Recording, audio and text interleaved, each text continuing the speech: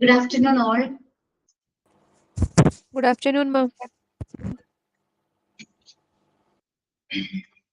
Okay.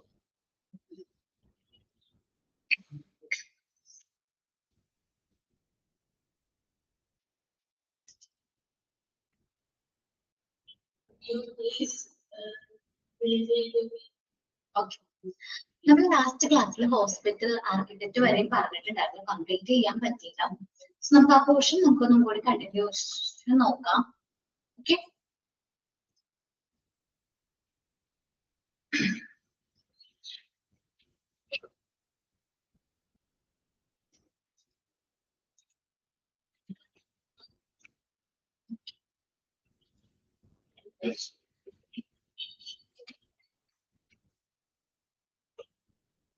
Okay. അപ്പോൾ page number 129 ആണ്. Page number 129, hospital architect. The architect has to acquire an understanding of the comprehensive technical and administrative needs of the hospital. നമുക്കറിയാം ഹോസ്പിറ്റലിന് ഒരുപാട് technical and administrative needs ഉണ്ട്. അതിനെക്കുറിച്ച് വ്യക്തമായി മനസ്സിലാക്കണം ആര് hospital architect. His responsibility to translate clinical and administrative requirements into architectural and engineering realities. അപ്പൊ നമ്മള് clinical and administrative റിക്വയർമെന്റ്സിനെ ആർക്കിടെക്ചർ ആൻഡ് എഞ്ചിനീയറിംഗ് അതിന്റെ ആ ഒരു രീതിയിലേക്ക് കൺവേർട്ട് ചെയ്യണം, ബിൽഡിങ്ങിന്റെ ഫോമിലേക്ക് കൺവേർട്ട് ചെയ്യേണ്ട ഉത്തരവാദിത്തം ആർക്കാണ്? ഹോസ്പിറ്റൽ ആർക്കിടെക്റ്റിനാണ്. Encompasses site selection. First of all, site selection, orientation of ബിൽഡിങ്ങിന്റെ ഓറിയന്റേഷനും കാര്യങ്ങളും, പിന്നെ സൂപ്പർവിഷൻ ഓഫ് കൺസ്ട്രക്ഷൻ സമയത്ത് എല്ലാ കാര്യത്തിലും സൂപ്പർവൈസ് ചെയ്യണം. യൂട്ടിലിറ്റീസ്, അവിടെയുള്ള മെറ്റീരിയൽസും കാര്യങ്ങളും എഫക്റ്റീവ്ലി യൂട്ടിലൈസ് ചെയ്യുന്നുണ്ടോ. Electrical and medical installation, electrical ആയിട്ടുള്ള എക്യുപ്മെന്റ്സ് കാര്യങ്ങളും, അതേപോലെ തന്നെ ഇലക്ട്രിക്കൽ പോയിന്റ്സ് കാര്യങ്ങൾ എങ്ങനെയാണ് ഇംപ്ലിമെന്റ് ചെയ്യുന്നത്. മെഡിക്കൽ ഇൻസ്റ്റലേഷൻ, മെഡിക്കൽ ഫീൽഡിന് വേണ്ടിയിട്ടുള്ള ഇൻസ്റ്റലേഷനും കാര്യങ്ങളൊക്കെ വരും. അതൊക്കെ എങ്ങനെയാണ് ഇംപ്ലിമെന്റ് ചെയ്യുന്നതെന്ന് ആരും മനസ്സിലാക്കണം, ഹോസ്പിറ്റൽ ആർക്കിടെക്ട് മനസ്സിലാക്കണം. The architect must fully understand the requirements provided by the hospital consultants. അപ്പോൾ ഹോസ്പിറ്റൽ കൺസൾട്ടൻസ് പറഞ്ഞിട്ടുള്ള എല്ലാ റിക്വയർമെന്റ്സിനും ആർക്കിടെക്ട് ക്ലിയർ ആയിട്ട് മനസ്സിലാക്കണം. From which should develop a program in writing, stating clearly all the requirements in comprehensive terms. ചില architect എന്ത് മനസ്സിലാക്കണം?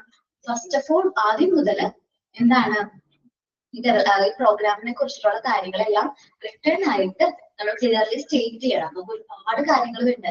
Number of beds and distributions, departmental needs, ഓരോ ഡിപ്പാർട്ട്മെന്റ്സിനും എത്ര ഏരിയ റിക്വയർഡ് ആണ്, major equipments, number and types of persons to be employed, എത്ര വ്യക്തികളായിരിക്കും employed ആവുന്നത്. ഇപ്പൊ ഡെവലപ്മെന്റ് ഫംഗ്ഷൻ, ഡിപ്പാർട്ട്മെന്റൽ ഫംഗ്ഷൻസിനെ കുറിച്ചിട്ടും റിലേഷൻഷിപ്പിനെ കുറിച്ചിട്ടും ആർക്ക് വ്യക്തമായ ഒരു ധാരണ വേണം? ഹോസ്പിറ്റൽ അഡ്മിനിസ്ട്രേറ്റർക്ക് ഒരു ധാരണ വേണം. An architect can be value only if he has experience of the hospital architecture and construction. അപ്പോൾ ഒരു ആർക്കിടെക്ചർ എന്ന് പറയുന്നത് ഹോസ്പിറ്റൽ ആർക്കിടെക്ചറിനെ കുറിച്ചിട്ടും കൺസ്ട്രക്ഷനെ കുറിച്ചിട്ടും എക്സ്പീരിയൻസ്ഡ് ആയിട്ടുള്ള ഒരു വ്യക്തിനെ വേണം നമ്മൾ ഹോസ്പിറ്റൽ ആർക്കിടെക്ട് ആയിട്ട് റിക്രൂട്ട് ചെയ്യാൻ. There are specialist architects employed at the central area, state government level, in ministry, Department of Health for work in the government sector. Government sector in the state and central areas different hospital architecture work ചെയ്യുന്നുണ്ട്. In recent years, ഈ കഴിഞ്ഞ കാലഘട്ടത്തില് ഇപ്പൊ എന്താണ് private ആയിട്ട് work ചെയ്യുന്നുണ്ട് hospital ആർക്കിടെക്റ്റുകൾ. Architect with a hospital experience have also become available in open market now. നമുക്കിങ്ങനെ open മാർക്കറ്റിൽ അവൈലബിൾ ആണ്. Therefore, it is advisable to hire architects who specialize in hospital construction. അപ്പൊ നമ്മൾ ഹോസ്പിറ്റല് പ്ലാൻ ചെയ്യാണ്ട് hospital എന്ത് ചെയ്യാൻ തീരുമാനിച്ചു, implement ചെയ്യാനായിട്ട് തീരുമാനിച്ചു. സോ നമ്മൾ ഫസ്റ്റ് ഓഫ് ഓൾ എന്ത് ചെയ്യണം? ഹോസ്പിറ്റൽ ആർക്കിടെക്റ്റിനെ എന്ത് ചെയ്യണം? ഒരു ഹോസ്പിറ്റൽ കൺസ്ട്രക്ഷനിൽ കോൺസെൻട്രേറ്റ് ചെയ്തിരിക്കുന്ന, സ്പെഷ്യലൈസ് ചെയ്തിരിക്കുന്ന ഒരു ഹോസ്പിറ്റൽ ആർക്കിടെക്റ്റിനെ നമ്മൾ സെലക്ട് ചെയ്യണം. Or with experience in hospital projects. Hospital പ്രോജക്റ്റുകൾ എക്സ്പീരിയൻസ്ഡ് ആയിട്ടുള്ള വ്യക്തിനെ വേണം നമ്മൾ സെലക്ട് ചെയ്യാൻ.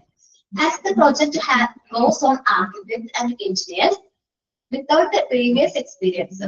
സപ്പോസ് ഈ എക്സ്പീരിയൻസ് ഹോസ്പിറ്റൽ ബിൽഡിങ്ങിനെ കുറിച്ചിട്ടോ ഹോസ്പിറ്റൽ ആർക്കിടെക്ചറിനെ കുറിച്ചിട്ടോ ഒരു എക്സ്പീരിയൻസ് ഇല്ലാത്തൊരു വ്യക്തിയുടെ കയ്യിലേക്കാണ് ഈ ഒരു പ്രോജക്റ്റ് പോകുന്നതെങ്കിൽ ദാറ്റ് മേ ബി എന്താണ് അത് നമ്മളുടെ ഒരു ഹോസ്പിറ്റൽ ബിൽഡിങ്ങിനെ ജനറലി അഫക്ട് ചെയ്യാനുള്ള കാരണമാകും.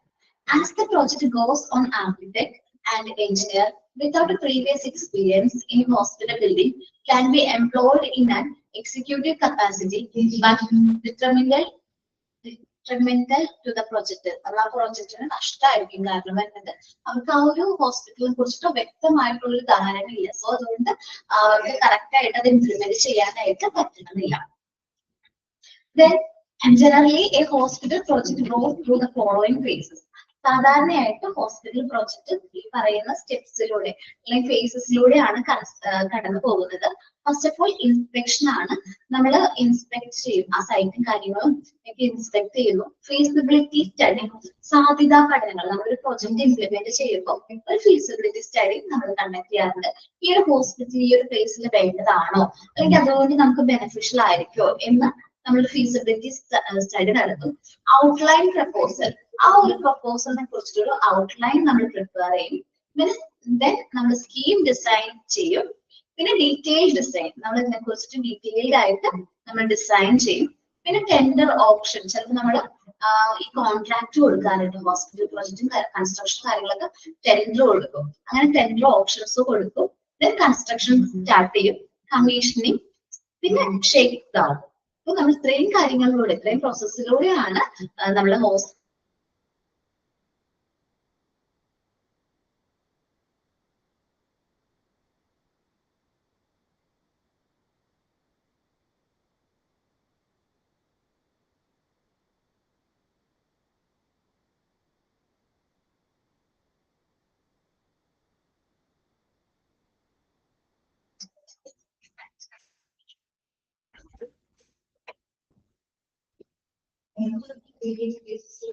ഓക്കെ.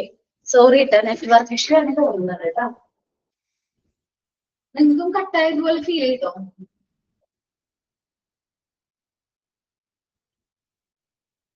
നെറ്റ് പോയതുപോലെ ഫീൽ ചെയ്തോ? എനിക്ക് മാത്രം തോന്നിയതല്ല അല്ലെ? അപ്പൊ ഈ ഓരോ സ്റ്റേജസിലൂടെയാണ് നമ്മൾ നോക്കുന്നത് കേട്ടോ. അപ്പൊ these phases can be grouped in 6 stages. നമ്മൾ A to F വരെ ഓരോ സ്റ്റേജസ് ആയിട്ട് നമ്മൾ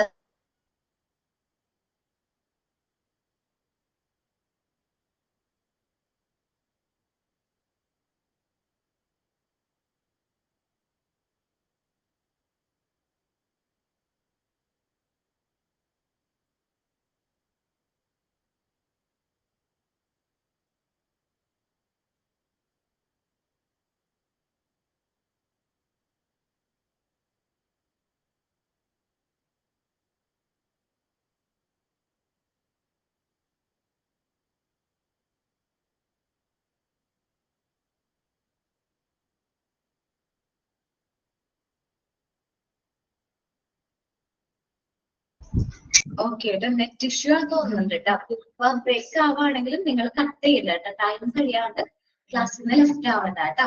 സോറി കേട്ടോ. അപ്പൊ different stages in building and promoting in new hospital. പുതിയ ഹോസ്പിറ്റൽസ് ബിൽഡ് ചെയ്യാനും പ്രൊമോട്ട് ചെയ്യുന്നതും ഡിഫറെന്റ് സ്റ്റേജസ് ആണ് ഈ ഇമേജിൽ കാണിക്കുന്നത്. ഇമേജ് ഒരുപാട് ഇമ്പോർട്ടന്റ് അല്ല, എന്നാലും ഞാൻ എക്സ്പ്ലെയിൻ ചെയ്ത് പോവാണ്. ഓർഗനൈസർ ഓഫ് ദ ഐഡിയ, നമ്മൾ ആ ഐഡിയനെ കുറിച്ചിട്ട് ഓർഗനൈസ് ചെയ്യും. അപ്പൊ നമ്മൾ ആ ഡെവലപ്മെന്റ് ഓഫ് ഐഡിയ ഉണ്ട്. പിന്നെ കുറച്ച് സപ്പോർട്ടീവ് ഗ്രൂപ്പ്സ് ആയിട്ട് നമ്മൾ അതിനെ ഡിവൈഡ് ചെയ്യും. പിന്നെ ടെമ്പററി ഓർഗനൈസേഷൻ നമ്മൾ ഫോം ചെയ്യും. അതിനെ സെക്യൂറിംഗ് ഫണ്ട് ഫോർ പ്രൊമോഷൻ. ഈ ഒരു ഐഡിയ നമുക്ക് പ്രൊമോട്ട് ചെയ്യണമെന്നുണ്ടെങ്കിൽ ഫണ്ട് വേണം. അത് സെക്യൂർ ചെയ്യാനായിട്ട് ഒരു ടീമും. ഫീസിബിലിറ്റി സ്റ്റഡി, ഈ ഒരു ഐഡിയ ഫീസിബിൾ ആണോ, സാധ്യതയുള്ള ഒരു സ്റ്റഡി ആണോ. സർവേ ഓഫ് സർവീസ് ഏരിയ, നമ്മൾ മറ്റുള്ളവരോട് ചോദിച്ച് സർവേ ഒക്കെ കണ്ടക്ട് ചെയ്യും. ഇങ്ങനെ ഒരു ഹോസ്പിറ്റൽ ഇവിടെ ഇംപ്ലിമെന്റ് ചെയ്യുന്നത് ഇമ്പോർട്ടന്റ് ആണോ എന്നതിനെ കുറിച്ച് നമ്മൾ വ്യക്തമായ ഒരു ധാരണയിലേക്ക് എത്തും. ഈ ഡെവലപ്മെന്റ് ഓർഗനൈസേഷൻ ഗവേണിംഗ് ബോഡി, നമ്മള് സിഇഒ അടക്കമുള്ള മെമ്പേഴ്സ് അടക്കമുള്ള ഒരു പെർമനന്റ് ആയിട്ടുള്ള ഒരു ബോഡി എന്ത് ചെയ്യും, ഫോം ചെയ്യും. അപ്പൊ തന്നെ സെക്യൂറിംഗ് ഫണ്ട് ഫോർ കൺസ്ട്രക്ഷൻ, നമുക്ക് കൺസ്ട്രക്ഷന് വേണ്ട ഫണ്ടും കാര്യങ്ങളൊക്കെ സെക്യൂർ ചെയ്യേണ്ട ഉത്തരവാദിത്വം അവർക്കാണ്. ഇനി നമ്മൾ ഈ പെർമനന്റ് ഓർഗനൈസേഷൻ ആരൊക്കെ ഉണ്ടാവും, സിഇഒ ഉണ്ടാവും, ഹോസ്പിറ്റൽ കൺസൾട്ടന്റ് ഉണ്ടാവും. ഈ ഹോസ്പിറ്റൽ കൺസൾട്ടന്റ് ആണ് facility development and construction team form ചെയ്യുന്നത്. ആ ടീമിൽ architect, engineer, schematic, design development and interior, construction documents and specification, building contract administration, building construction, hand over അല്ലെങ്കിൽ ടേക്ക് ഓവറും വരെ നടത്തുന്നു. ഹോസ്പിറ്റൽ നമ്മൾ സിഒക്ക് കൊടുക്കും. ആ ഒരു ഹോസ്പിറ്റൽ അഡ്മിനിസ്ട്രേറ്ററിന്റെ ആ ഒരു ഉത്തരവാദിത്തത്തിൽ വരുന്ന സ്റ്റെപ്സ് ആണ് ഞാൻ ഈ റീഡ് ചെയ്തത്. ഇനി കൺസ്ട്രക്ഷന്റെ സമയത്ത് contract negotiation, building approval and local അതോറിറ്റിയുടെ അപ്രൂവലും കാര്യങ്ങളൊക്കെ CFO സിഇഒ ആണ് കളക്ട് ചെയ്യേണ്ടത്. ചീഫ് എക്സിക്യൂട്ടീവ് ഓഫീസറാണ് ലീഗൽ ഫോർമാലിറ്റീസും കാര്യങ്ങളൊക്കെ ചെയ്യേണ്ടത്. ഇനി ഫർണിഷിങ്ങും അതേപോലെ തന്നെ എക്യുപ്മെന്റ്സ് ഒക്കെ ഇൻസ്റ്റോൾ ചെയ്യുന്നതും സിഇഒന്റെ ഉത്തരവാദിത്തത്തിലാണ്. അപ്പോൾ ഇത്രയും കാര്യങ്ങൾ ആ ഒരു ഹോസ്പിറ്റലിന് റിലേറ്റഡ് ആയിട്ട് നടക്കുന്നുണ്ട്. ഇത് ഓരോന്നും നമ്മൾ ഡീറ്റെയിൽഡ് ആയിട്ടാണ് നമ്മൾ ഇനി നോക്കുന്നത് കേട്ടോ. നിങ്ങള് ടെൻഷൻ അടിക്കേണ്ട, ആ ഉള്ളിൽ നിന്നുള്ള പോയിന്റ്സ് ഒന്നും എക്സാമിന് ചോദിക്കില്ല കേട്ടോ. ഓക്കെ, അപ്പൊ ഇത്രയും ഡിഫറെന്റ് സ്റ്റേജസിലൂടെയാണ് ഒരു ഹോസ്പിറ്റലിൽ നമ്മൾ കാണുന്ന ഒരു ഹോസ്പിറ്റൽ എന്ത് ചെയ്യുന്നത്, ഫോം ചെയ്യുന്നത്. ഡിഫറെന്റ് ആയിട്ടുള്ള ഈ സ്റ്റേജസിലൂടെ മാത്രമായിരിക്കും ഇതിന്റെ ഹോസ്പിറ്റൽ നമുക്ക് എന്ത് ചെയ്യുന്നത്, ഫോം ചെയ്യാനായിട്ട് പറ്റുന്നത്. ഓക്കെ, ഇനി ഇതില് ആദ്യം വരുന്ന കാര്യം വെച്ചാൽ assessment of extent of the needs of the hospital. Hospital നീഡ്സും കാര്യങ്ങളും അസസ്മെന്റ് ചെയ്യുക എന്നുള്ളത് ഇത് ഫസ്റ്റ് സ്റ്റെപ്സ് ആണ്. അപ്പോൾ നമ്മുടെ ഫസ്റ്റ് ടാസ്ക് ആണ്, പ്ലാനിങ് ടീമിന്റെ ഫസ്റ്റ് ടാസ്ക് ആണ് ഇത്. എന്നുവെച്ചാൽ നമ്മുടെ assessment of the extent of needs for the hospital service. ആ ഒരു ഹോസ്പിറ്റൽ സർവീസ് അവിടെ കിട്ടേണ്ട ആവശ്യമോ അങ്ങനെ ഒരു ഫെസിലിറ്റി വേണ്ടതാണോ എന്നുള്ളത് നമ്മൾ അസസ് ചെയ്യുന്നു. Planning start with collecting data to understand the hospital needs. Hospital നീഡ്സിനെ കുറിച്ച് മനസ്സിലാക്കാൻ വേണ്ടിയിട്ട് നമ്മൾ ഡാറ്റാസ് കളക്ട് ചെയ്യണം. ത്രൂ സർവേസിലൂടെ, ഫീസിബിലിറ്റി സ്റ്റഡീസിലൂടെ നമുക്ക് എന്ത് ചെയ്യാൻ പറ്റും,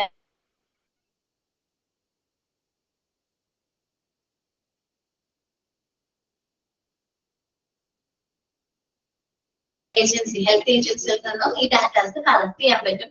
ലോക്കൽ, ഡിസ്ട്രിക്ട്, സ്റ്റേറ്റ് ലെവൽ ഏത് ഏരിയാസിലാണ് ഹോസ്പിറ്റൽ സർവീസുകൾ കുറവുള്ളത് ആ ഏരിയാസിലേക്ക് നമുക്ക് എന്ത് ചെയ്യാൻ പറ്റും, ഹോസ്പിറ്റൽസ് ഇംപ്ലിമെന്റ് ചെയ്യാനായിട്ട് പറ്റും. The main aim is to assess the type and the range of the hospital service schedule. ഇത് നമുക്ക് എങ്ങനെ യൂസ് ചെയ്യാൻ പറ്റും, ഇതിൽ നിന്ന് നമുക്ക് കിട്ടുന്ന ഇൻഫർമേഷൻസ് യൂസ് ചെയ്തിട്ട് നമുക്ക് ഏത് ടൈപ്പ് ഓഫ് ഹോസ്പിറ്റൽ ആണ് അവിടെ വേണ്ടത്, ഏത് റേഞ്ച് ഓഫ് സർവീസ് ആണ് അവിടെ റിക്വയർഡ് ആയിട്ടുള്ളത് എന്ന് മനസ്സിലാക്കാനായിട്ട് ഇത് ഹെൽപ്പ് ചെയ്യും. One of the first tasks of the planning team is the collection of data to assess the extent of the need for the particular hospital. ആ ഒരു particular hospitalന്റെ ആവശ്യകത ഉണ്ടോ എന്ന് പ്ലാനിംഗ് ടീം എന്ത് ചെയ്യും, അവിടെ ഇൻഫർമേഷൻസ് കാര്യങ്ങൾ കളക്ട് ചെയ്യും. ഇതാണ് ഫസ്റ്റ് ടാസ്ക്, ഫസ്റ്റ് സ്റ്റെപ്പ് എന്ന് പറയുന്നത്. ഫസ്റ്റ് ഓഫ് ഓൾ നമ്മൾ ആ പ്ലാനിംഗ് ടീം മുഖേന നമ്മളൊരു ഫീസിബിലിറ്റി സ്റ്റഡി കണ്ടക്ട് ചെയ്ത് ഇങ്ങനെ ഒരു ഹോസ്പിറ്റൽ ഇവിടെ കൊണ്ടുവരേണ്ട ആവശ്യമുണ്ടോ എന്ന് മനസ്സിലാക്കും. Such data should be usually be available with existing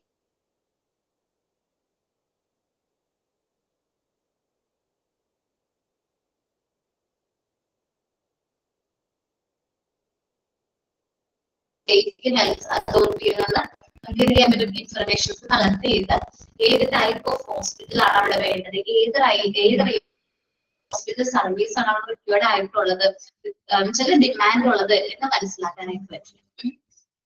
ഇനി ഇതിന് രണ്ട് മെത്തേഡ്സ് ആണ് ഇമ്പോർട്ടന്റ് ആയിട്ടുള്ളത്. ഒന്ന് എംപിറിക്കൽ മെത്തേഡും ഒന്ന് അനലിറ്റിക്കൽ മെത്തേഡും ആണ്. എംപിറിക്കൽ മെത്തേഡ് എന്ന് പറഞ്ഞിട്ടുണ്ടെങ്കിൽ based on the past notes, പഴയ പണ്ടുള്ള ഫോർമൽ ആയിട്ടുള്ള നോട്ട്സും കാര്യങ്ങളും യൂസ് ചെയ്ത് തന്നെ എന്ത് ചെയ്യുന്നു, അവര് കൺസ്ട്രക്ഷൻ കാര്യങ്ങളൊക്കെ മനസ്സിലാക്കി അവര് എന്ത് ചെയ്യുന്നു, ഹോസ്പിറ്റൽ ഇംപ്ലിമെന്റ് ചെയ്യുന്നു. റൂൾ ഓഫ് തമ്പ്, മറ്റുള്ള എല്ലാ കാര്യങ്ങളും അവർ ഒബ്സർവ് ചെയ്തില്ല, അവരുടേതായ രീതിയിൽ അത് എന്ത് ചെയ്യുക, ഇംപ്ലിമെന്റ് ചെയ്യണം. Adjusting according to the local condition, അവരുടെ ലോക്കൽ കണ്ടീഷൻ അനുസരിച്ച് അവർ ആ ഒരു ഹോസ്പിറ്റൽ ഇംപ്ലിമെന്റ് ചെയ്യണം. may continues old mistake and limits new ideas. ഇവിടെ എന്ന് സാധാരണ പഴയത് അവിടെ ഇങ്ങനെയുള്ള ഹോസ്പിറ്റൽസ് ആണോ ഉള്ളത്, അതേപോലുള്ള ഹോസ്പിറ്റൽസ് തന്നെ ആയിരിക്കും എംപിരിക്കൽ മെത്തേഡിൽ ഫോം ചെയ്യേണ്ടത്. കാരണം അവർക്ക് വേണ്ട ആവശ്യകത അല്ലെങ്കിൽ അവർക്ക് വേണ്ട സർവീസുകളും കാര്യങ്ങളും മനസ്സിലാക്കിയിട്ടായിരിക്കില്ല അവരെന്ത് ചെയ്യുന്നത്, അവിടെ ഹോസ്പിറ്റൽസ് പുതിയൊരു ഹോസ്പിറ്റൽ കൊണ്ടുവരുന്നത്. ഇത് ഓൾഡ് മെത്തേഡാണ്. ഇത് ഒരുപാട് സൈഡ് എഫക്ട്സ് അല്ലെങ്കിൽ ഒരുപാട് ഡിസഡ്വാൻറ്റേജസും കാര്യങ്ങളും ഉണ്ട് ഈ എംപിരിക്കൽ മെത്തേഡിന്. കാരണം എങ്ങനെയുള്ള ഹോസ്പിറ്റൽസ് ആണ് അവിടെ ഉള്ളത്, അതേപോലുള്ള ഹോസ്പിറ്റൽ തന്നെ സ്റ്റാർട്ട് ചെയ്യാണ്. അപ്പൊ അവർക്ക് അതിന്റെ ബെനിഫിറ്റ്സ് കിട്ടുമോ, ആ ഒരു ഹോസ്പിറ്റലിന്റെ ബെനിഫിറ്റ് കിട്ടുമോ മറ്റ് എന്താ പറയുക സൊസൈറ്റിക്ക്? ഇല്ലാലോ. എന്ന് വെച്ചിട്ടുണ്ടെങ്കിൽ അവർക്ക് വേണ്ടത് കുറച്ചും കൂടി സ്പെഷ്യൽ കെയർ ഉള്ള ഹോസ്പിറ്റൽസ് അല്ലെങ്കിൽ അവരുടെ നീഡ്സും കാര്യങ്ങളും മനസ്സിലാക്കി അവർക്ക് വേണ്ട റിക്വയർമെന്റ്സ് അനുസരിച്ച് വേണം നമ്മൾ എന്ത് ചെയ്യാനായിട്ട് ഹോസ്പിറ്റൽസ് സ്റ്റാർട്ട് ചെയ്യാനായിട്ട്. അതാണ് അനലിറ്റിക്കൽ മെത്തേഡ്. അപ്പോ ജസ്റ്റ് ഒരു ഏരിയ ഒരു എക്സാമ്പിൾ പറയുകയാണെങ്കിൽ ഒരു ഏരിയയില് ജനറൽ ഹോസ്പിറ്റൽ മാത്രമേ ഉള്ളൂ, ചില ലോക്കൽ ഹോസ്പിറ്റൽ നമ്മൾ പറയുകയാണെങ്കിൽ താലൂക്ക് ഹോസ്പിറ്റൽ മാത്രമേ ഉള്ളൂ. അതിനടുത്ത് പരിസരത്തൊന്നും എന്തില്ല, ഹോസ്പിറ്റൽസുകൾ കുറവാണ്. സോ ഇങ്ങനൊരു കാര്യം നടന്ന സമയത്ത് അവിടെ ഒരു ഹോസ്പിറ്റൽ വരാനായിട്ട് തീരുമാനിച്ചു. ഒരു മെറ്റേണിറ്റി ഹോസ്പിറ്റൽ വരാൻ തീരുമാനിക്കുകയാണ്. അതൊരു അനലിറ്റിക്കൽ മെത്തേഡാണ്. ഒരു മെറ്റേണിറ്റി ഹോസ്പിറ്റൽ വരാണെങ്കിൽ ഒരുപാട് എന്താ പറയാ സ്ത്രീകൾക്ക് നല്ല രീതിയിലുള്ള കെയറും ട്രീറ്റ്മെന്റും കിട്ടും. അങ്ങനെ അവരെ കോൺസെൻട്രേറ്റ് ചെയ്തിട്ട് അങ്ങനെയുള്ള സർവീസും കാര്യങ്ങളും പ്രൊവൈഡ് ചെയ്യാനായിട്ട് പറ്റും. അതേസമയം അവിടെ വീണ്ടും ഇതേപോലുള്ള അത്യാവശ്യം ലോക്കൽ ആയിട്ടുള്ള സർവീസും കാര്യങ്ങളും പ്രൊവൈഡ് ചെയ്യുന്ന ഒരു ഹോസ്പിറ്റല് വരുന്നതിലും എത്രയോ നല്ലതായിരിക്കും ഒരു മെറ്റേണിറ്റി കെയർ വരുന്നത്, അല്ലെ? അപ്പൊ ആ ഒരു ഏരിയക്ക് വേണ്ട സർവീസ് എന്താണെന്ന് മനസ്സിലാക്കിയിട്ട് വേണം അവിടെ ഹോസ്പിറ്റൽ എന്ത് ചെയ്യാനായിട്ട് സ്റ്റാർട്ട് ചെയ്യാനായിട്ട്. അപ്പൊ അതാണ് അനലിറ്റിക്കൽ മെത്തേഡ് എന്ന് പറയുന്നത്. അനലിറ്റിക്കൽ മെത്തേഡ് എന്ന് പറയുമ്പോൾ കുറച്ചുകൂടി മോർ സിസ്റ്റമാറ്റിക് ആൻഡ് സയന്റിഫിക് ആയിട്ടുള്ള രീതിയിലായിരിക്കും കാര്യങ്ങൾ സെലക്ട് ചെയ്യുന്നത്. Helps to develop better and new solutions. നമ്മൾ പറയാം അനലിറ്റിക്കൽ മെത്തേഡിന് ബെറ്റർ ആയിട്ടുള്ള സൊല്യൂഷൻ ഇല്ല, ഇങ്ങനെയാണോ ഹോസ്പിറ്റൽ ഉള്ളത് അതേപോലെ ഹോസ്പിറ്റൽ തന്നെ ഫോം ചെയ്യാണെന്ന് പറഞ്ഞു. ഇത് കുറച്ചുകൂടി ബെറ്റർ ആയിട്ടുള്ള ന്യൂ സൊല്യൂഷൻസ് ആയിരിക്കും വരുന്നത്. Overcome the weakness of the empirical method. Empirical മെത്തേഡിന്റെ വീക്ക്നെസ് അല്ലെങ്കിൽ ഡിസഡ്വാൻറ്റേജസ് ഒക്കെ ഓവർകം ചെയ്തുകൊണ്ടാണ് അനലിറ്റിക്കൽ മെത്തേഡ് വരുന്നത്. ഈ രണ്ട് മെത്തേഡും പ്രാക്ടിക്കലി ആപ്ലിക്കബിൾ ആണ് കേട്ടോ. രണ്ട് മെത്തേഡും എന്ത് ചെയ്യുന്നുണ്ട്, പ്രാക്ടിക്കലി ആപ്ലിക്കബിൾ ആണ്. രണ്ട് മെത്തേഡും യൂസ് ചെയ്യുന്ന രീതിയും ഉണ്ട്. അത് നോക്കാം. There are two methods of evaluating the extent of functional needs of the hospital. ഹോസ്പിറ്റൽസിന്റെ ഫങ്ഷണൽ നീഡ്സ് മനസ്സിലാക്കാൻ ഏത് ടൈപ്പ് ഹോസ്പിറ്റൽസ് ആണ് ആ ഒരു കമ്മ്യൂണിറ്റിയിൽ വേണ്ടത് എന്ന് മനസ്സിലാക്കാൻ വേണ്ടി രണ്ട് രീതിയിലുള്ള മെത്തേഡ്സ് നമുക്ക് യൂസ് ചെയ്യാം. They are empirical method and analytical method. First of all, the empirical method, which applies the norms of the past, rule and the rule of thumb to the problem.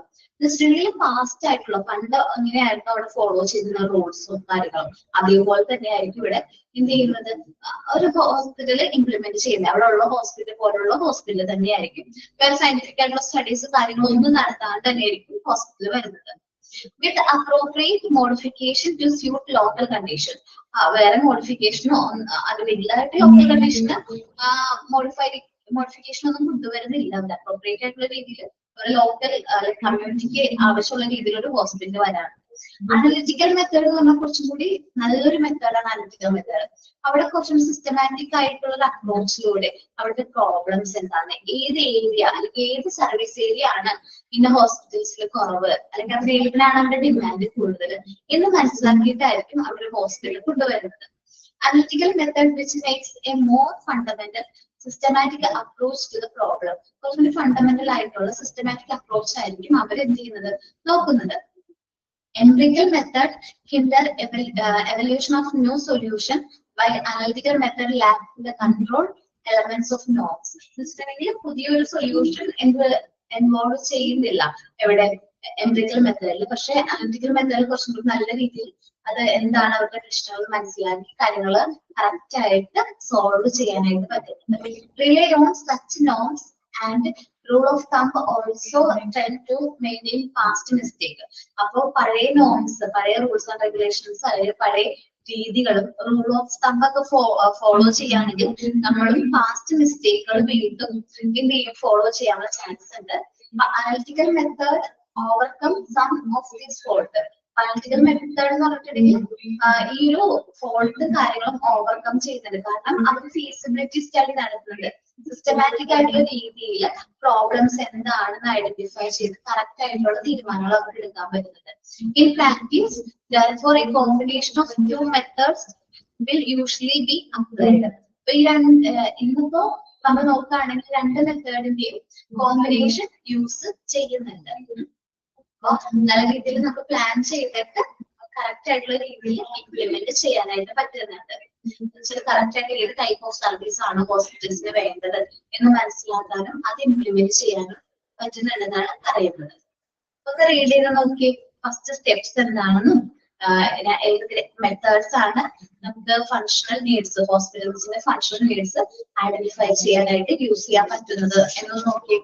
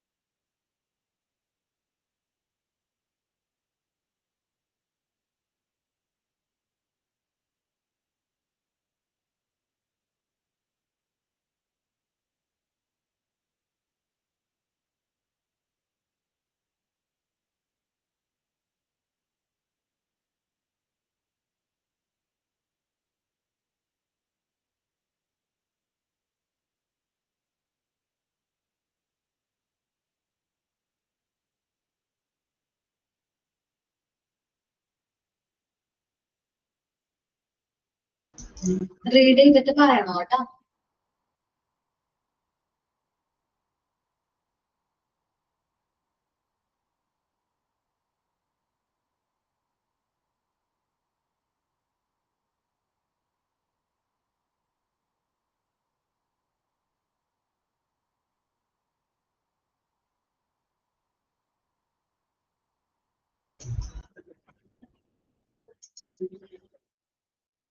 Okay, എല്ലാവരും read ചെയ്തോ?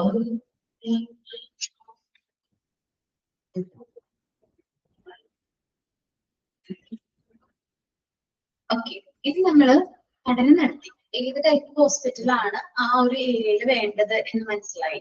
നമ്മൾ select ചെയ്തതായിരുന്നു maternity hospital ആയിരുന്നു അല്ലെ പറഞ്ഞത്. നമ്മൾ പഠനം നടത്തി ഞാൻ എക്സാമ്പിൾ പറഞ്ഞിട്ട് നമ്മൾ സെലക്ട് ചെയ്ത ഹോസ്പിറ്റൽ ഏതാണ്, മെറ്റേണിറ്റി കെയർ പ്രൊവൈഡ് ചെയ്യുന്ന ഹോസ്പിറ്റലാണ് വേണ്ടത് മനസ്സിലായി. ഇനി ബെഡ് പ്ലാനിങ് ആണ്. എത്ര ബെഡ് വേണം ഒരു ഹോസ്പിറ്റലിനെ സംബന്ധിച്ച് വളരെ ഇമ്പോർട്ടന്റ് ആയിട്ടുള്ള ഫാക്ടറാണ് നമ്പർ ഓഫ് ബെഡ് റിക്വയർമെന്റ്സ് എന്ന് പറയുന്നത്. എന്റെ അഭിപ്രായത്തിൽ ഫസ്റ്റ് ഓഫ് ഓൾ ആദ്യം നമ്മൾ ബിഗിനിങ്ങിൽ എന്നൊരു ന്യൂ ഹോസ്പിറ്റൽ സ്റ്റാർട്ട് ചെയ്യുമ്പോൾ കുറച്ച് ബെഡ് മതിയാവും. അത് കഴിഞ്ഞിട്ട് കൂട്ടിക്കൊണ്ട് വരുന്നതായിരിക്കും നല്ലത് എന്നാണ്. Extract calculation for bed number നമുക്ക് എത്ര നമ്പർ ഓഫ് ബെഡ്സ് വേണമെന്ന് ഒരുമിച്ച് നമുക്ക് പറയാനായിട്ട് പറ്റണമെന്നില്ല. Bed population ratio are generally insufficient everywhere. നമ്മൾ നോക്കുകയാണെങ്കിൽ ബെഡ് പോപ്പുലേഷൻ റേഷ്യോ വളരെ ഇൻസഫിഷ്യന്റ് ആയിരിക്കും എല്ലാ സ്ഥലങ്ങളിലും നോക്കുകയാണെങ്കിൽ. ഇപ്പൊ ഒരു അർബൺ ഏരിയ ആണെന്ന് വിചാരിക്കും, കൂടുതലായിട്ട് ആൾക്കാർ ഉള്ള ഒരു ഏരിയ, പോപ്പുലേറ്റഡ് ആയിട്ടുള്ള ഒരു ഏരിയ ആണെങ്കിൽ ഡെൻസിറ്റി ഓഫ് ബെഡ് ആ ബെഡിന്റെ എണ്ണം കൂടാനുള്ള ചാൻസ് ഉണ്ട്. കാരണം അവിടെ കൂടുതലായിട്ട് പേഷ്യൻസ് വരാനുള്ള ചാൻസ് ഉണ്ട്. സോ അർബൺ ഏരിയാസിലാണെങ്കിൽ കൂടുതൽ നമ്പർ ഓഫ് ബെഡ്സിന്റെ എണ്ണം കൂടുതലായിരിക്കും. Hospital service are used by nearby population. നമ്മുടെ അടുത്തുള്ള പോപ്പുലേഷൻസ് ഒക്കെയാണ് ഈ ഹോസ്പിറ്റൽ സർവീസ് യൂസ് ചെയ്യുന്നതെങ്കിൽ നമ്മള് അധികം നമ്പർ ഓഫ് ബെഡ്സിന്റെ ആവശ്യം വരുന്നില്ല. ചില നമ്മളിപ്പോൾ പറയുകയാണെങ്കിൽ ഒരു അർബൺ ഏരിയ സിറ്റീസിലൊക്കെ ആണെങ്കിൽ ഒരുപാട് നമ്പർ ഓഫ് ബെഡ്സ് ചിലപ്പോൾ നമുക്ക് കൂടുതൽ നമ്പർ ഓഫ് ബെഡ്സ് വേണ്ടി വരും. റൂറൽ ഏരിയാസിലേക്ക് പോകുമ്പോൾ കമ്പാർഡ് ടു അർബൺ ഏരിയ കുറച്ച് ബെഡുകൾ നമ്പർ ഓഫ് ബെഡ്സിന് എണ്ണം കുറവായിരിക്കും. നമുക്ക് ബെഡ് പ്ലാനിങ് കറക്റ്റ് ആയിട്ട് എപ്പോഴും കാൽക്കുലേറ്റ് ചെയ്ത് പറയാനായിട്ട് പറ്റില്ല. It is unlikely that elaborate calculation to determine the number of bed will be required in starting a new hospital anywhere because the bed population ratio has never reached the adequate level anywhere. അപ്പൊ നമുക്ക് ബെഡിന്റെ number ഇത്രയും beds വേണമെങ്കിൽ നമുക്ക് correct ആയിട്ട് പറയാൻ പറ്റില്ല. കാരണം ഇത്ര ബെഡ് എന്തെങ്കിലും നമുക്ക് ബെഡ് റിക്വയർമെന്റ് വളരെ കൂടുതലായതുകൊണ്ട് ആഡ്വക്കേറ്റ് ലെവല് എല്ലാ ഹോസ്പിറ്റൽസിലും ഉണ്ടാവണമെന്നില്ല. Even in cities where it is an achieved such a figure, more beds are required. സാധാരണഗതിയിൽ സിറ്റീസിലാണെങ്കിൽ കൂടുതൽ ബെഡ് റിക്വയർഡ് ആണ് because of increasing urbanisation and high population density. എന്തുകൊണ്ടാണ് സിറ്റീസിൽ കൂടുതൽ ബെഡ് വേണ്ട വരുന്നത്? അവിടെ അർബണൈസേഷൻ കൂടുതലായിട്ട് ആൾക്കാർ താമസിക്കുന്നുണ്ട്, പോപ്പുലേഷൻ കൂടുതലാണ്, പോപ്പുലേഷൻ ഡെൻസിറ്റി അവിടെ താമസിക്കുന്ന ആൾക്കാരുടെ എണ്ണം കൂടുതലാണ്. Here it should be realized that the hospital facility in an area are not only utilized primarily by the population in the city of the hospital, but also by the people who will construct the indirect population in large catchment area. ഇങ്ങനെയുള്ള സിറ്റുവേഷനിൽ നമ്മൾ hospital ഫെസിലിറ്റീസിനെ കുറിച്ച് മനസ്സിലാക്കണം. കാരണം urban ഏരിയാസിലാവുമ്പോൾ കൂടുതൽ number of ബെഡ്സും rural ഏരിയാസിലേക്ക് വരുമ്പോൾ number of ബെഡ്സിന്റെ എണ്ണം കുറവാണ്. when their population factors are worked out. ഈ ഒരു കാര്യത്തിൽ പോപ്പുലേഷൻ ഫാക്ടർ എന്ത് ചെയ്യുന്നുണ്ട്? ബെഡ് റേഷ്യോനെ ഇൻഫ്ലുവൻസ് ചെയ്യുന്നുണ്ട്. The calculation for the total bed requirement can be proceed as per guidelines of WHO. WHO world health organisation population എത്ര beds വേണം എന്നൊരു ratio ഒക്കെ പറയുന്നുണ്ട്. നിങ്ങൾ മറ്റു ചാപ്റ്റേഴ്സിൽ നോക്കിയിട്ടുണ്ടാകും. അപ്പൊ അത് വ്യക്തമായിട്ട് എന്ത് ചെയ്യണം? ഫോളോ ചെയ്താൽ മതി. ഇത്ര പോപ്പുലേഷൻ ഇത്രയും നമ്പർ ഓഫ് ബെഡ്സ്, ആ ബെഡ് പോപ്പുലേഷൻ റേഷ്യോ കറക്റ്റ് ആയിട്ട് നമ്മൾ എന്ത് ചെയ്താൽ മതി? ഫോളോ ചെയ്താൽ മതി. ഇപ്പൊ ബെഡ് പ്ലാനിങ് എന്ന് പറയുന്നത് നമുക്ക് ബെഡ് പ്ലാനിങ് എന്ന് പറയുന്നത് ഒരു ഹോസ്പിറ്റലിനെ സംബന്ധിച്ച് വളരെ ഇമ്പോർട്ടന്റ് ആയിട്ടുള്ള ഒരു ഫാക്ടർ ആണ്. എത്ര നമ്പർ ഓഫ് ബെഡ്സ് റിക്വയർഡ് ആണ് എന്നുള്ളത്. ഒരു സ്മോൾ ഹോസ്പിറ്റൽ ആണെങ്കിൽ അല്ലെങ്കിൽ ഒരു ഹോസ്പിറ്റൽ സെറ്റപ്പിനെ സംബന്ധിച്ച് ബെഡ് പോപ്പുലേഷൻ റേഷ്യോ നമുക്ക് കറക്റ്റ് ആയിട്ട് ഡിറ്റർമിൻ ചെയ്യാനായിട്ട് കുറച്ച് ഡിഫിക്കൽട്ട് ആയിരിക്കും.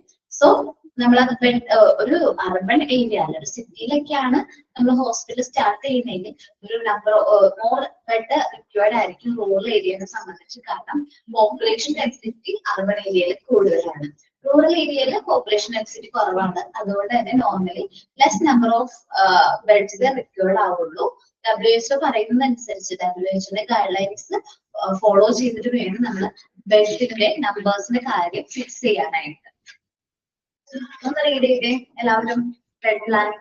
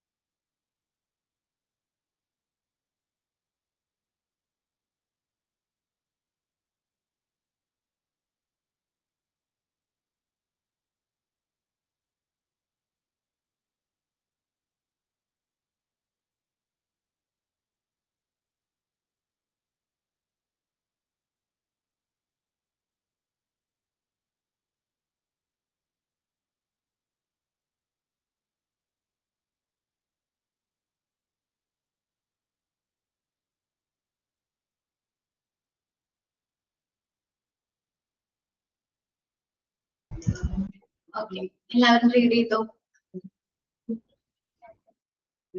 ഇനി ഹോസ്പിറ്റൽസിന്റെ സൈസ് ആണ് നമ്മൾ ഇതിൽ പറയാൻ പോകുന്നത് കേട്ടോ. ഹോസ്പിറ്റൽസിന്റെ സൈസിനെ കുറിച്ചാണ് നമ്മൾ ഹോസ്പിറ്റൽ ബെഡിനെ കുറിച്ച് പ്ലാൻ ചെയ്ത് നമ്മൾ നോക്കുന്നത് എന്താണ് ഹോസ്പിറ്റൽ സൈസിനെ കുറിച്ച്. നമുക്ക് hospital different types of hospitals ഉണ്ട്. Large hospitals, very small hospital. 50 bed മുതൽ തുടങ്ങുന്ന സ്മോൾ ഹോസ്പിറ്റൽസും 1000 ബെഡിൽ കൂടുതലുള്ള ലാർജ് ഹോസ്പിറ്റൽസും ഇന്നുണ്ട്, അവൈലബിൾ ആണ്. ശരിക്കും പറഞ്ഞാൽ സ്മോൾ ഹോസ്പിറ്റലിനേക്കാളും വളരെ പാട് ലാർജ് ഹോസ്പിറ്റൽസ് ഹാൻഡിൽ ചെയ്യാനാണ്. നിങ്ങൾ ശ്രദ്ധിച്ചു കഴിഞ്ഞാൽ very large hospital are difficult to manage and operate effectively.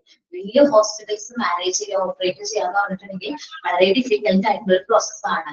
കാരണം ഒരുപാട് ഹോസ്പിറ്റൽ അഡ്മിനിസ്ട്രേറ്റേഴ്സിന്റെ, ഒന്നിൽ കൂടുതൽ ഹോസ്പിറ്റൽ അഡ്മിനിസ്ട്രേറ്ററിന്റെ കൂട്ടമായിട്ടുള്ള ഒരു പ്രവർത്തനത്തിലൂടെ മാത്രമാണ് നമുക്ക് ഈ ഒരു ലാർജ് ഹോസ്പിറ്റൽസ് കറക്റ്റ് ആയിട്ടുള്ള രീതിയിൽ നടത്തിക്കൊണ്ട് പോകാനായിട്ട് പറ്റുള്ളൂ.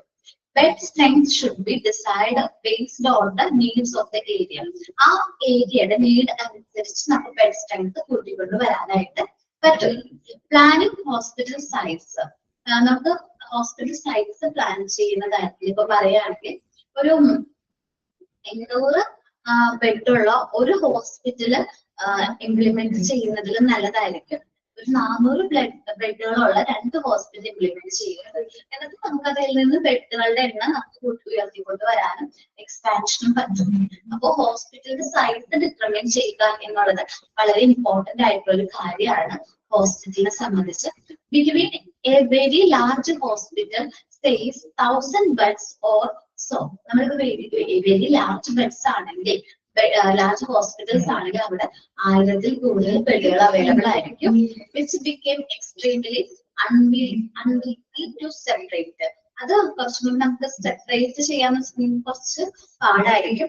And in a Christian hospital of 60 beds, small hospital ആണെങ്കിൽ ഒരു 50 ബെഡ് strength ഉള്ള ഹോസ്പിറ്റൽ നമുക്ക് എക്സ്റ്റെൻഡ് ചെയ്യാനായിട്ട് പറ്റും. Also a number of bed strength possible depending the need of each area. ഓരോ ഏരിയയുടെയും നീഡ് അനുസരിച്ചിട്ടാണ് ഈ ബെഡ്സിന്റെ എണ്ണം വരുന്നത്, നമ്പർ ഓഫ് ബെഡ്സിന്റെ എണ്ണം വരുന്നത്. ഒരു ഹോസ്പിറ്റലിനെ large hospital, small hospital, medium hospital ഒക്കെ ആയിട്ട് ഡിവൈഡ് ചെയ്യുന്നത് ഈ ബെഡുകളുടെ എണ്ണത്തിലാണ്. From a functional efficiency standpoint, it is advisable to plan to separate hospital of 400 beds, each with the scope for future expansion rather than a single one of 800 beds. ഇവിടെ പറയുന്നത് കുറച്ചും കൂടി ഒരു hospital, ഒരു 800 ബെഡുള്ള ഒരു hospital plan ചെയ്യുന്നതിലും നല്ലതായിരിക്കും ഒരു 400 ബെഡുകൾ വീതമുള്ള 2 ഹോസ്പിറ്റൽസ് പ്ലാൻ ചെയ്യുന്നതും പിന്നീട് ആവശ്യത്തിനനുസരിച്ച് അത് എക്സ്പാൻഡ് ചെയ്യുന്നത്. നമുക്ക് 2 ഏരിയ കവർ ചെയ്യാൻ പറ്റും. 2 ഹോസ്പിറ്റൽ എന്ന് പറയുമ്പോൾ 2 ഏരിയാസ് കവർ ചെയ്യാൻ പറ്റും. കൂടുതൽ കസ്റ്റമേഴ്സിന് നമുക്ക് ആ 2 ഹോസ്പിറ്റൽസിലേക്കും എത്തിക്കാൻ പറ്റും. കസ്റ്റമേഴ്സ് മീൻസ് പേഷ്യൻസിനെ നമുക്ക് ഹോസ്പിറ്റൽസിലേക്ക് എത്തിക്കാനായിട്ട് പറ്റും, കൂടുതലായിട്ട് സർവീസ് അക്യൂർ ചെയ്യാൻ പറ്റും. On the other hand, instead of a building a small hospital of 60 beds, it would be profitable if these beds are added to an existing hospital in the area under an expansion project rather than a separate hospital. Suppose വേറൊരു example പറയാണ്, ഒരു hospital 50 ബെഡുള്ള ഒരു small hospital build ചെയ്യുന്നതിലും എത്രയോ profitable ആയിരിക്കും existing ആയിട്ടുള്ള ഹോസ്പിറ്റലിന്റെ ഒപ്പം ഒരു 50 ബെഡ് കൂടി ആഡ് ചെയ്യുന്നത്. ഏതായിരിക്കും പ്രോഫിറ്റബിൾ?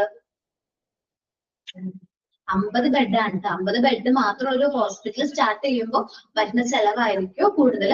സെപ്പറേറ്റ് ഒരു ഹോസ്പിറ്റൽ, എക്സിസ്റ്റിംഗ് ആയിട്ടുള്ള ഹോസ്പിറ്റലിന്റെ ഒപ്പം ഒരു 50 ബെഡ് കൂടി ആഡ് ചെയ്യുന്നതായിരിക്കും പ്രോഫിറ്റബിൾ, അല്ലെങ്കിൽ കുറച്ചും കൂടി നല്ലത്.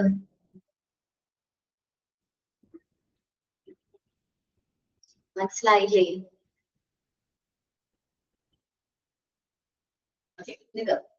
ആദ്യം മുതൽ പറയാം, ഹോസ്പിറ്റൽ സൈസ് വളരെ ഇമ്പോർട്ടന്റ് ആണ്. നമുക്ക് ലാർജ് ഹോസ്പിറ്റൽസും സ്മോൾ ഹോസ്പിറ്റൽസും ഉണ്ട്. സാധാരണയായിട്ട് 50 ബെഡൊക്കെ ഉള്ള ഹോസ്പിറ്റൽസിന്, സ്മോൾ ഹോസ്പിറ്റൽസിനും 1000 ബെഡ്സിന് മേലുള്ള ഹോസ്പിറ്റലിന് ലാർജ് ഹോസ്പിറ്റൽ എന്നാണ് പറയുന്നത്. അതവിടെ നിൽക്കട്ടെ. അത് കഴിഞ്ഞിട്ട് ഞാൻ പറഞ്ഞത് നമ്മളൊരു എക്സാമ്പിൾസ് ആണ് ഇവിടെ പറയുന്നത്. 800 ബെഡുള്ള ഒറ്റ സിംഗിൾ ഹോസ്പിറ്റൽസ് റൺ ചെയ്യുന്നതായിരിക്കും പ്രോഫിറ്റബിൾ.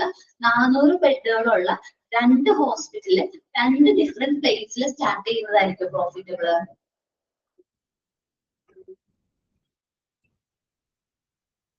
രണ്ട് ഡിഫറെന്റ് ഏരിയാസിലാണ് നമ്മൾ 400 ബെഡുകളുള്ള ഹോസ്പിറ്റൽ സ്റ്റാർട്ട് ചെയ്യുന്നത്. ഏതായിരിക്കും പ്രോഫിറ്റബിൾ? 400 ബെഡുള്ള ഹോസ്പിറ്റൽ ഡിഫറെന്റ് ഏരിയാസിൽ രണ്ട് സെപ്പറേറ്റ് ആയിട്ടുള്ള ഹോസ്പിറ്റൽസ് സ്റ്റാർട്ട് ചെയ്യുന്നതായിരിക്കും പ്രോഫിറ്റബിൾ ആവുന്നത്. കാരണം 800 ബെഡുള്ളവർക്ക് അത്രയും പേഷ്യൻസ് വരണം. അത് തന്നെയായിരിക്കും 800 പേഷ്യൻസ് വരണം, 800 ബെഡ് കവർ ആകുന്ന രീതിയിൽ പേഷ്യൻസ് വരണമെന്നില്ല. അപ്പൊ 400 ബെഡുള്ള ഹോസ്പിറ്റലായിരിക്കും നമുക്ക് എന്ത് ലാഭം എന്ന് വെച്ചാൽ കുറച്ചും കൂടി ആ സ്റ്റാർട്ടിങ് ടൈമിൽ തന്നെ അത്രയും പേഷ്യൻസ് വരണമെന്നില്ല. ഈ രണ്ടാമത് പറഞ്ഞ കാര്യം എന്ന് പറഞ്ഞാല് നമുക്കൊരു ഹോസ്പിറ്റൽ ഉണ്ട്, ഒരു എക്സിസ്റ്റിംഗ് ഹോസ്പിറ്റൽ നമുക്ക് ഉണ്ട്, ഒരു 400 ബെഡ്സ് ഉള്ള ഒരു ഹോസ്പിറ്റൽ ഉണ്ട് എന്ന് വിചാരിക്കും. സോ നമ്മളൊരു 50 ബെഡ് മാത്രം റിക്വയർഡ് ആയിട്ടുള്ള പുതിയൊരു ഹോസ്പിറ്റൽ ബിൽഡ് ചെയ്യുന്നതിനേക്കാൾ നല്ലത് ഈ 400 ബെഡിന്റെ ഒപ്പം ഉള്ള ഒരു 50 ബെഡും കൂടി എക്സ്റ്റെൻഡ് ചെയ്യുന്നതായിരിക്കും നല്ലത്.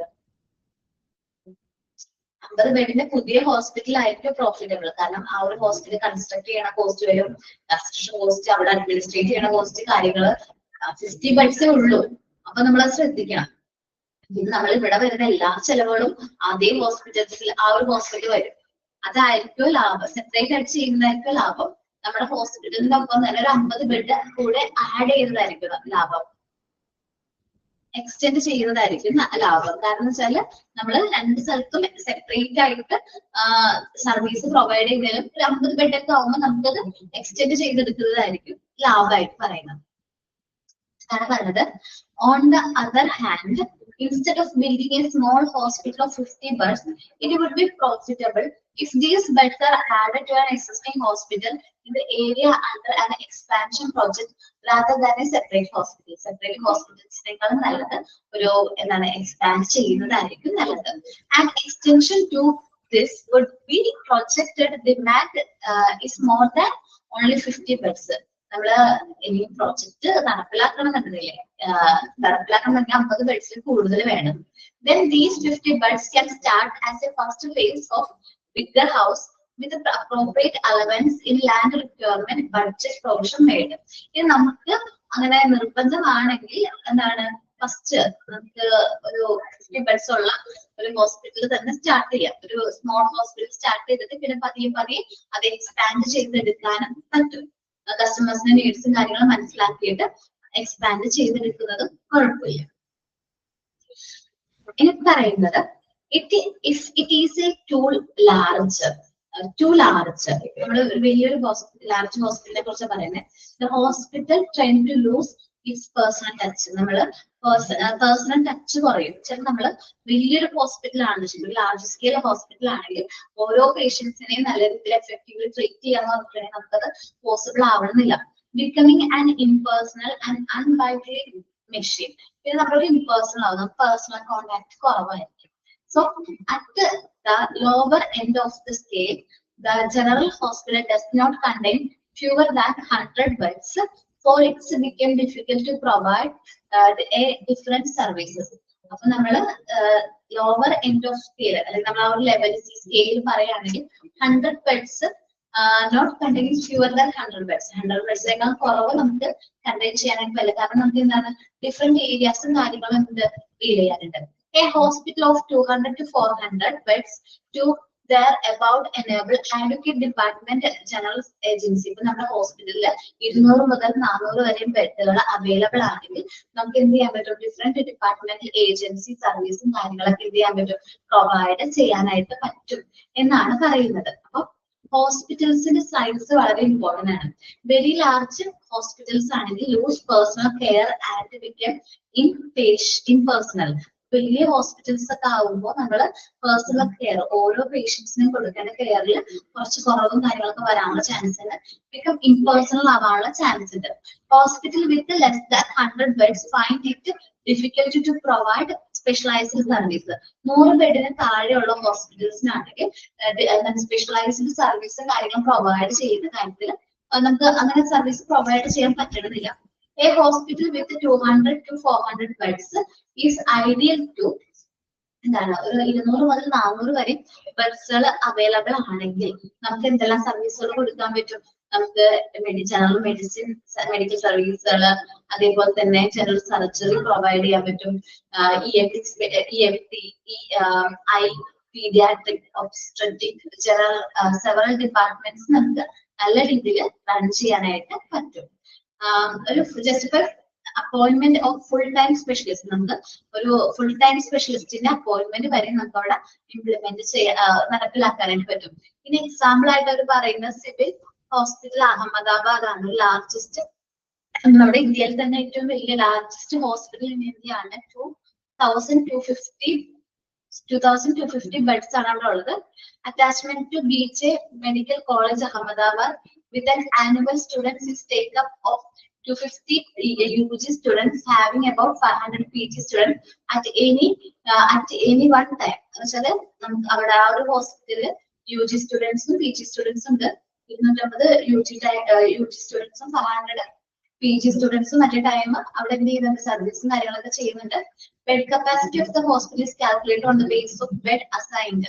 ഓരോ ഇൻപേഷ്യന്റ് ബെഡ്സിനെ കൺസിഡർ ചെയ്തിട്ടാണ് നമ്മുടെ ബെഡ് കപ്പാസിറ്റി മനസ്സിലാക്കുന്നത് കേട്ടോ. നമ്മുടെ ഹോസ്പിറ്റലിൽ എത്ര പേഷ്യൻസ് ഇൻപേഷ്യൻസ് ആയിട്ടുണ്ട് എന്നത് നോക്കിയിട്ടാണ് നമ്മൾ എന്ത് ചെയ്യുന്നത്, നമ്മൾ ആ ഒരു ബെഡ് കപ്പാസിറ്റി കാൽക്കുലേറ്റ് ചെയ്യുന്നത്. അപ്പൊ നമുക്ക് നോക്കാം.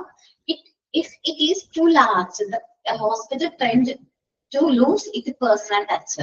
അപ്പൊ നമ്മുടെ പേഴ്സണൽ ടച്ച് എന്ത് ചെയ്യാന്ന് വെച്ചിട്ടുണ്ടെങ്കിൽ, കൂട്ടാന്ന് വെച്ചിട്ടുണ്ടെങ്കിൽ ലാർജ് ഹോസ്പിറ്റലിനെ സംബന്ധിച്ച് നമുക്ക് പേഴ്സണൽ ടച്ച് കുറവായിരിക്കും. Become an impersonal and unlikely machine, ചില ഇംപേഴ്സണൽ ആയി മാറാനുള്ള ചാൻസ് കൂടുതലാണ്. At lower end of the scale, the general hospital does not contain fewer than 100 beds. 100 ബെഡ്സിന് കുറവുള്ള ഹോസ്പിറ്റൽസ്, ജനറൽ ഹോസ്പിറ്റൽ ആണെങ്കിൽ അവർക്ക് ഡിഫറൻറ്റ് സർവീസ് പ്രൊവൈഡ് ചെയ്യാൻ കുറച്ച് ഡിഫിക്കൽട്ടീസ് ഉണ്ടാകും. ഇനിയിപ്പോ ഹോസ്പിറ്റലിൽ 200 മുതൽ 400 വരെ ബെഡുകൾ അവൈലബിൾ ആണെങ്കിൽ A hospital of 200 to 400 beds of their about enable adequate department, general surgery, general medicine, eye and ENT, pediatrics and obstetrics, several departments being large enough to justify the appointment of full-time specialist.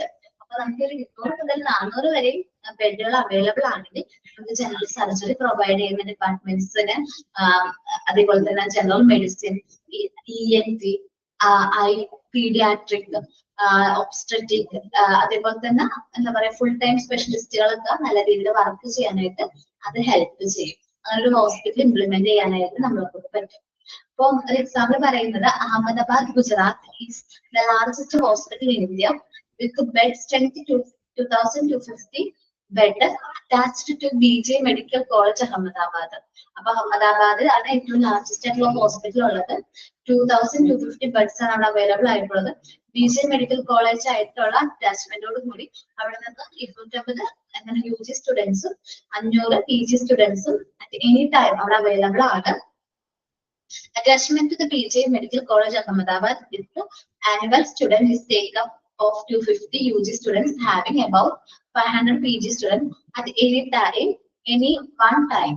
Bed capacity of the hospital is calculated on the basis of bed assigned exclusively for inpatient care. Inpatient care ന് വേണ്ടിയിട്ടുള്ള ബെഡുകളുടെ എണ്ണം നോക്കിയിട്ടാണ് നമ്മൾ ആ bed capacity മനസ്സിലാക്കുന്നത്.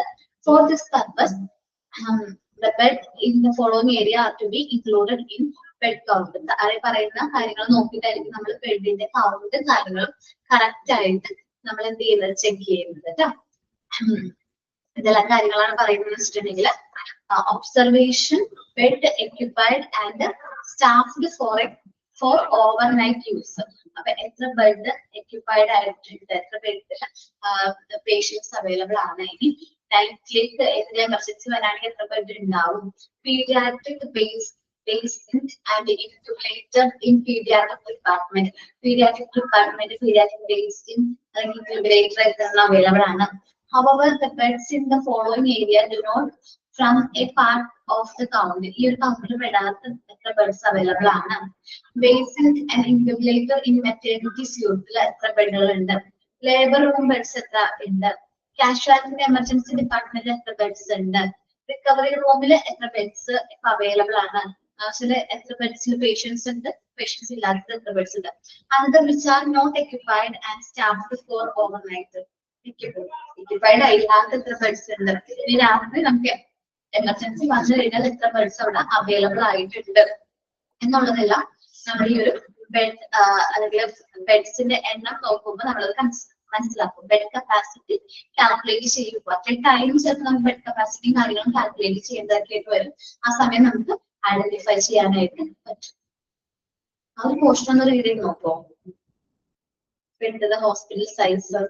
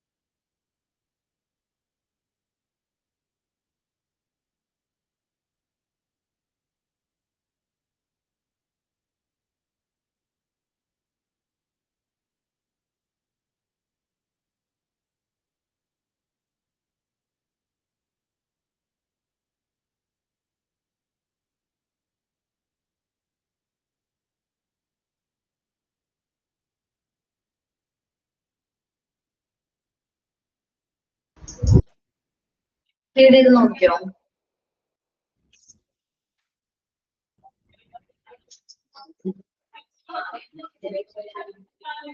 Okay, അപ്പൊ നമ്മൾ എടുത്ത പോർഷൻ എന്ന് പറഞ്ഞാല് ഹോസ്പിറ്റൽ കൺസൾട്ടന്റ്, സോറി ഹോസ്പിറ്റൽ ആർക്കിടെക്റ്റിന്റെ പോർഷനും പിന്നെ സ്റ്റേജസ് ആണ് നമ്മൾ സ്റ്റാർട്ട് ചെയ്തത്. ഫസ്റ്റ് സ്റ്റേജ് എന്ന് പറഞ്ഞാൽ assignment of the extent of needs for the hospital service. അതിൽ നമ്മൾ ബെഡ് പ്ലാനിങ് പറഞ്ഞു, ഹോസ്പിറ്റൽ സൈസിനെ കുറിച്ചാണ് ലാസ്റ്റ് പറഞ്ഞു നിർത്തിയിരിക്കുന്നത്. ഇനി ചൂസിങ് എ സൈറ്റ്, അതാണ് നെക്സ്റ്റ് സെക്കൻഡ് ടാസ്ക് എന്ന് പറയുന്നത് കേട്ടോ. നോക്കാം, choosing a site general consideration കൊടുക്കേണ്ട ഒരു കാര്യമാണ്. നമ്മൾ ആ സൈറ്റ് ഹോസ്പിറ്റൽ എവിടെയാണ് ഇംപ്ലിമെന്റ് ചെയ്യാൻ ഉദ്ദേശിക്കുന്നത് ആ ഒരു പ്ലേസ് സെലക്ട് ചെയ്യാം. The second task of the planning team will be choose the site for the hospital. Hospital എവിടെയാണ് ബിൽഡ് ചെയ്യാൻ ഉദ്ദേശിക്കുന്നത് ആ ഒരു പ്ലേസ് വേണം നമ്മൾ സെലക്ട് ചെയ്യാൻ. Site care is important factor for upon suitability for it. നമ്മൾ സൈറ്റ് സെലക്ട് ചെയ്യുമ്പോൾ നമുക്ക് സ്യൂട്ടബിൾ ആയിട്ടുള്ള ഒരു പ്ലേസിലായിരിക്കണം നമ്മൾ സൈറ്റ് സെലക്ട് ചെയ്യാൻ. Will depends on the hospital fate and utility in future. നമുക്ക് ഹോസ്പിറ്റലിന്റെ ഭാവി അതേപോലെ തന്നെ ഫ്യൂച്ചറിൽ അതിന്റെ യൂട്ടിലിറ്റി കാര്യങ്ങളൊക്കെ നമുക്ക് ഉപയോഗിക്കാൻ പറ്റുന്ന രീതിയിലുള്ള ഒരു പ്ലേസ് ആയിരിക്കണം. എക്സ്പാൻഡ് ഒക്കെ ചെയ്യാനായിട്ട് പറ്റുന്ന രീതിയിലുള്ള ഒരു ഏരിയയിലായിരിക്കണം നമ്മുടെ ഹോസ്പിറ്റൽ ബിൽഡിംഗ് സ്റ്റാർട്ട് ചെയ്യേണ്ടത്. With increasing the demand of the hospital beds, planning for expansion at a future date should always be kept in the mind right at the outset. അപ്പൊ നമ്മൾ കറക്റ്റ് ആയിട്ട് നമ്മുടെ മനസ്സിലത് നോട്ട് ചെയ്യണം. കാരണം ഇനി ഫ്യൂച്ചറിലായാലും expansion ഒക്കെ പറ്റുന്ന ഒരു ഏരിയയിൽ വേണം നമ്മൾ എന്ത് ചെയ്യാനായിട്ട് സൈറ്റ് അല്ലെങ്കിൽ ഹോസ്പിറ്റൽ സൈറ്റ് സെലക്ട് ചെയ്യാനായിട്ട്. Therefore, the site should be large enough to enable future expansion and growth. അപ്പൊ നമ്മൾ സെലക്ട് ചെയ്യുമ്പോൾ ലാർജ് ഏരിയ ആയിരിക്കണം നമ്മൾ സെലക്ട് ചെയ്യാൻ. കാരണം ഫ്യൂച്ചറിലെ എക്സ്പാൻഷനും ഗ്രോത്തിനും പറ്റുന്ന രീതിയിലുള്ള ഒരു പ്ലേസ് ആയിരിക്കണം നമ്മൾ സെലക്ട് ചെയ്യാൻ. However, the strategic site large enough for the project required may be hard to find in urban area. Urban ഏരിയയിൽ അതേപോലെ ലാർജ് ഒരു സൈറ്റ് കണ്ടെത്താൻ വെച്ചിട്ടുണ്ടെങ്കിൽ ഭയങ്കര ഡിഫിക്കൽട്ട് ആയിട്ടുള്ള കാര്യമാണ്. In dense urban area, a large site near the periphery of the present town is suitable than will in due course become center to the major residential area at later dates.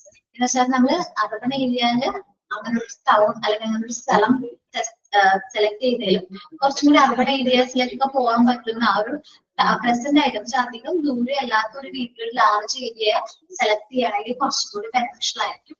Working closely with the local town planning authority will be beneficial in selecting site. അപ്പൊ നമുക്ക് local town planning authority ഒക്കെ ആയിട്ട് work ചെയ്യുന്നതിലൂടെ അതേപോലെ towns ഇപ്പം ഈ ഒരു വേറെ എവിടെയായിരിക്കും ടൗൺ ആയിട്ട് ഡെവലപ്പ് ചെയ്യാനായിട്ട് കൂടുതൽ ചാൻസ് എന്നുള്ളത് കണ്ടെത്തുകയും ആ ഒരു ഏരിയ സെലക്ട് ചെയ്യുകയും ചെയ്യുന്നത് നല്ലതായിരിക്കും എന്നാ പറയുന്നത്. അപ്പൊ ചൂസിങ് ദ സൈറ്റ് നമുക്ക് നെക്സ്റ്റ് ക്ലാസ്സിൽ നമ്മൾ ഡീറ്റെയിൽഡ് ആയിട്ട് നോക്കാം. അത് മുതൽ നമുക്ക് നെക്സ്റ്റ് ക്ലാസ്സിൽ ഡീറ്റെയിൽഡ് ആയിട്ട് നോക്കാം. അപ്പൊ thank you all. Thank you ma'am.